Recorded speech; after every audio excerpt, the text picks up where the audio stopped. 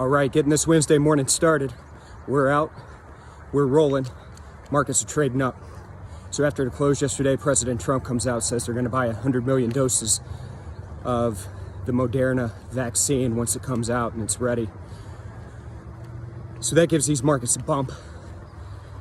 In currency land, continued weakness in the dollar. Look over the big mover yesterday, gold. Gold just got crushed yesterday.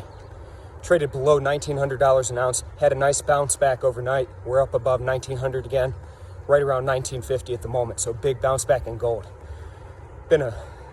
All the metals really have just been moving lately. So certainly some opportunity to trade some of that volatility over there. Still got quite a bit on the economic front this week. So we got some inflation numbers out today, and then we have retail sales again coming out on Friday. And we still find ourselves in the midst of earnings. So a lot of headline risk out there still, just like yesterday. You know, seems like constantly on a daily basis after the close, we're getting some news out with regards to COVID-19, vaccines, and really the big outlier right now and where a lot of traders are focused is on the stimulus package.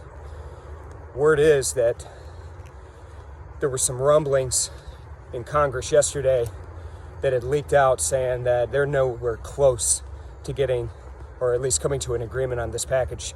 That's when we saw that big turnaround in the market yesterday and it started to sell off. So a lot of focus there.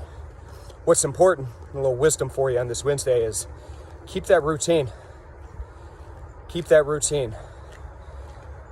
Get up, get your day rolling, see what's going on in the world, plan your day out, attack the market with a plan. Don't treat it like a hobby, treat it like a craft. All right, I'll check in with you folks again tomorrow. Everybody stay safe, stay healthy. Take care. Bye-bye.